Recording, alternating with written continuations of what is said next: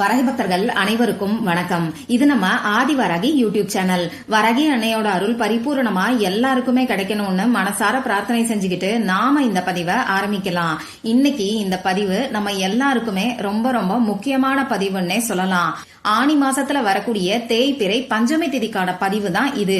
இந்த தேய்பிறை பஞ்சமி திதி ஜூன் மாசம் எந்த நாள்ல வருதுங்கிறத பத்தியும் திதி நேரம் என்னங்கறத பத்தியும் இந்த நாள்ல நம்ம வாராகி அம்மாவுக்கு செய்ய வேண்டிய வழிபாடுகளை பத்தியும் இந்த பதிவுல நான் உங்களுக்கு சொல்ல போறேன். அது மட்டும் இல்லாம இந்த வீடியோல கூடுதல் தகவலா நமக்கு இருக்கக்கூடிய தீராத கஷ்டங்கள் எல்லாம் ஒரே நொடியில தீர்றதுக்கு கல்லுப்ப வச்சு செய்ய வேண்டிய ஒரு அற்புதமான தாந்திரிக பரிகாரத்தை பத்தியும் நான் உங்களுக்கு சொல்ல போறேன்.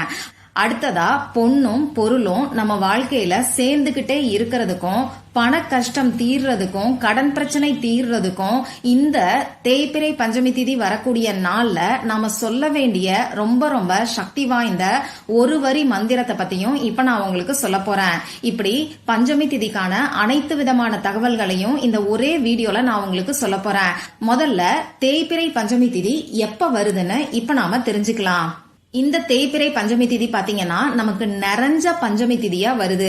அதாவது ஜூன் மாசம் 26ஆம் தேதி ஆணி மாசம் 12ஆம் தேதி புதன்கிழமை அன்னைக்கு அதிகாலை 1:26 பஞ்சமி திதி ஆரம்பமாகி அன்னைக்கு நைட்டு 11:11 வரைக்கும் இந்த பஞ்சமி திதி இருக்கு.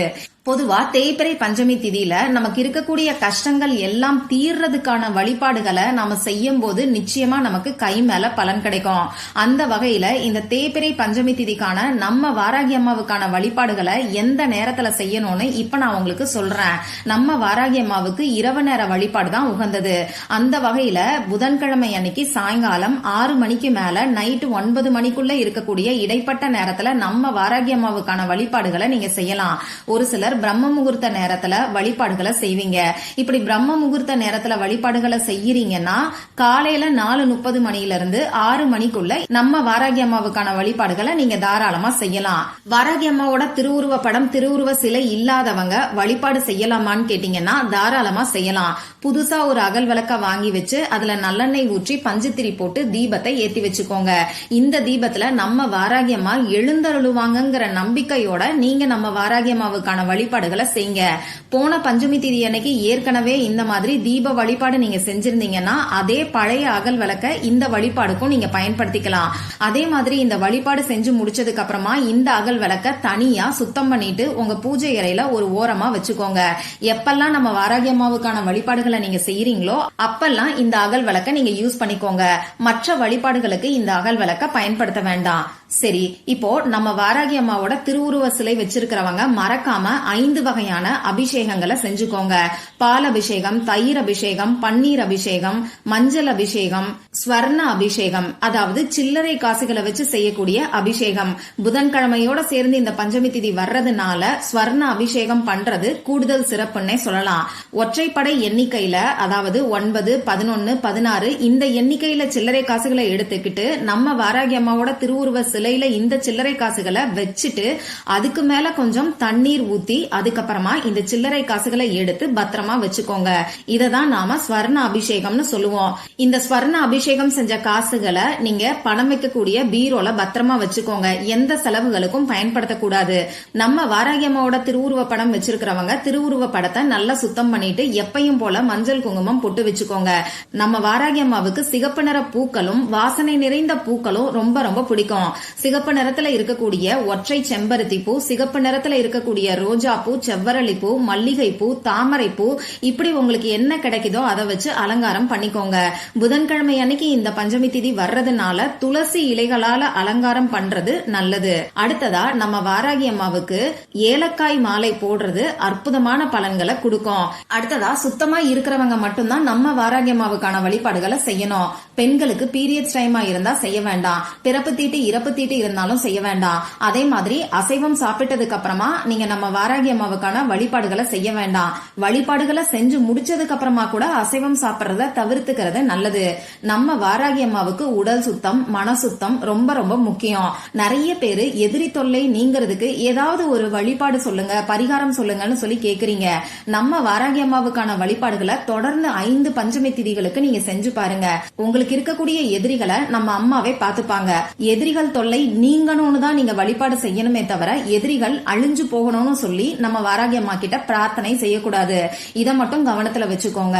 அதே மாதிரி கணவர் குடிப்பழக்கத்துல இருந்து விடுபடுறதுக்கு இப்படி உங்களுக்கு எந்த கஷ்டம் இருந்தாலும் சரி அந்த கஷ்டத்தை சொல்லி தொடர்ந்து 5 பஞ்சமி திதிகளுக்கு நம்ம வாராகி அம்மா வழிபாடு செஞ்சு பாருங்க.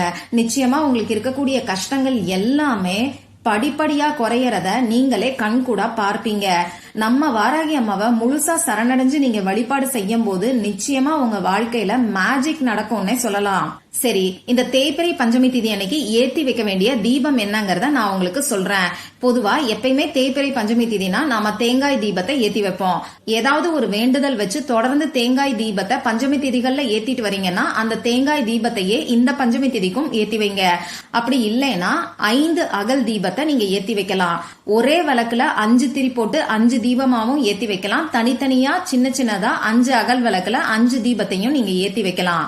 புதன்கிழமை அன்னைக்கு இந்த பஞ்சமி திதி நமக்கு வர்றதுனால பச்சை பயறு தீபம் ஏத்தி வைக்கிறது அற்புதமான பலன்களை கொடுக்கும். ஒரு கைப்பிடி அளவுக்கு பச்சை பயரை எடுத்து ஒரு தட்டுல பரப்பி வச்சுக்கோங்க. பூஜைக்காக பயன்படுத்தக்கூடிய தட்டுல பரப்பி வச்சுக்கிட்டு அந்த பச்சை பயருக்கு மேல அகல் விளக்க வச்சு நல்லெண்ணெய் ஊற்றி தீபத்தை ஏத்தி வச்சுக்கோங்க.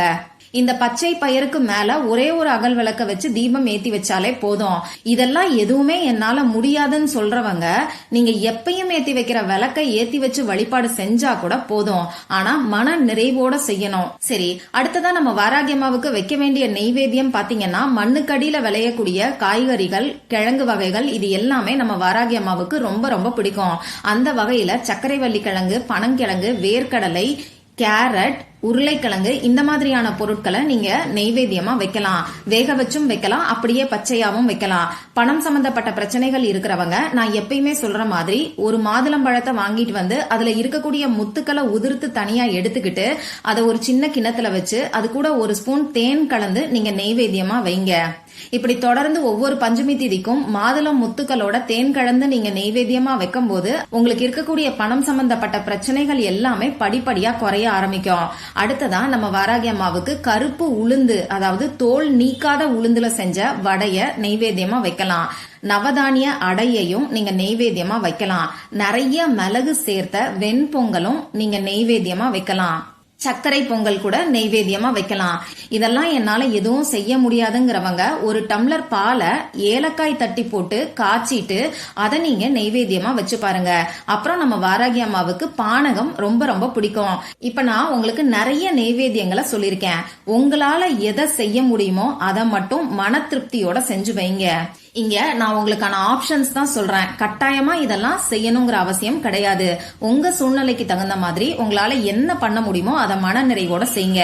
சரி, இப்படி உங்க பூஜை அறையை நீங்க ரெடி பண்ணதுக்கு அப்புறமா உங்க பூஜை அறைக்கு முன்னாடி ஏதாவது ஒரு விரிப்பையோ மனை பலகையோ சேரையோ போட்டு நீங்க உட்கார்ந்துக்கோங்க. இப்போ உங்க கையில ஒரு கைப்பிடி அளவுக்கு கல்லுப்பை வச்சுக்கோங்க. 2 கையிலையும் தனித்தனியா கல்லுப்ப நீங்க வச்சுக்கோங்க. இப்போ உங்க கைய நல்லா இறுக்கமா மூடிக்கோங்க. உங்க குலதெய்வத்துக்கிட்டையும் நம்ம வாராகி அம்மா கிட்டையும் மனசார பிரார்த்தனை செஞ்சுக்கோங்க. உங்களுக்கு இருக்கக்கூடிய கஷ்டங்கள் எல்லாத்தையுமே நம்ம வாராகி அம்மா கிட்ட மனசு உருகி சொல்லுங்க. உங்க அம்மா கிட்ட உங்களுக்கு இருக்கக்கூடிய கஷ்டத்தை சொல்ற மாதிரி மனசு உருகி நம்ம வாராகி அம்மா கிட்ட நீங்க சொல்லுங்க. இந்த மாதிரி உங்களுக்கு இருக்கக்கூடிய கஷ்டங்களை சொல்லும் போது கையில கல்லுப்ப வச்சு இறுக்கமா உங்க கைய மூடிக்கிட்டு கண்ணால நீங்க ஏத்தி வச்சிருக்கக்கூடிய தீப சுடரை பார்த்துக்கிட்டே நீங்க உங்களுக்கு இருக்கக்கூடிய கஷ்டங்களை உங்க மனசுக்குள்ள சொல்லுங்க. இந்த மாதிரி உங்களுக்கு இருக்கக்கூடிய கஷ்டத்தை சொல்லி முடிச்சதுக்கு அப்புறமா உங்க கையில இருக்கக்கூடிய கல்லுப்ப தண்ணீர்ல கரைச்சிருங்க. இந்த வழிபாட செய்ய ஆரம்பிக்கிறதுக்கு முன்னாடியே ஒரு பாத்திரத்துல தண்ணீரை எடுத்து உங்க பக்கத்துல நீங்க வச்சுக்கோங்க. இந்த மாதிரி பிரார்த்தனை செஞ்சதுக்கு அப்புறமா அந்த கல்லுப்ப அந்த தண்ணீர்ல போட்டு கரைச்சிட்டு அந்த பாத்திரத்தை கொஞ்சம் ஓரமா தள்ளி வச்சிருங்க. அடுத்ததா பொண்ணும் பொருளும் நம்ம வாழ்க்கையில சேர்றதுக்கும் நமக்கு இருக்கக்கூடிய பண கஷ்டமும் பணம் சம்பந்தப்பட்ட பிரச்சனைகளும் குறையறதுக்கும் இந்த பஞ்சமி திதி அன்னைக்கு நம்ம சொல்ல வேண்டிய சக்தி வாய்ந்த ஒரு வரி மந்திரத்தை இப்ப நான் உங்களுக்கு சொல்றேன்.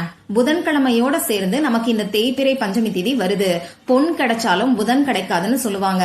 அந்த வகையில பொன்னும் பொருளும் நம்ம வாழ்க்கையில சேர்ந்துகிட்டே இருக்கிறதுக்கும் பணம் சம்பந்தப்பட்ட பிரச்சனைகள் படிப்படியா குறையறதுக்கும் நீங்க சொல்ல வேண்டிய ஸ்வர்ண வாராகியோட சக்தி வாய்ந்த மந்திரத்தை தான் இப்ப நான் உங்களுக்கு சொல்ல போறேன்.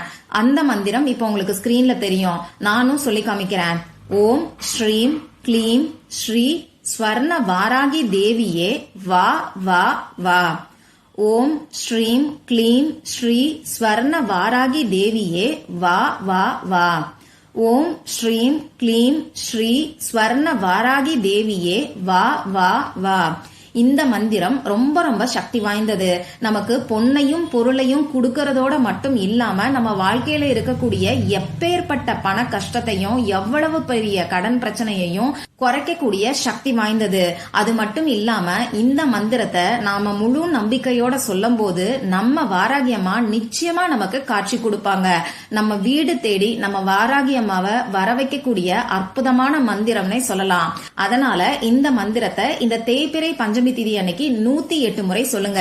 இப்படி 108 முறை மந்திரம் சொல்லும் போது அர்ச்சனை பண்ணுங்க.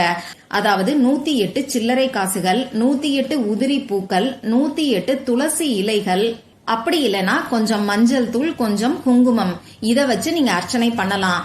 இப்படி மந்திரங்களை சொல்லி அர்ச்சனை பண்ணி முடிச்சதுக்கு அப்புறமா நீங்க மஞ்சள் தூளால அர்ச்சனை பண்ணிருந்தீங்கன்னா அந்த மஞ்சள் தூளை தனியா டப்பால எடுத்து வச்சுக்கிட்டு டெய்லியும் நெத்தியில வச்சுக்கிறதுக்கு பயன்படுத்திக்கோங்க.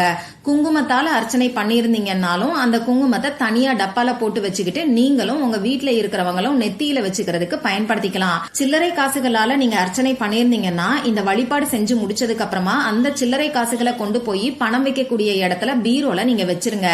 இந்த சில்லறை காசுகளை நீங்க எந்த ஒரு செலவுக்கும் பயன்படுத்தக்கூடாது.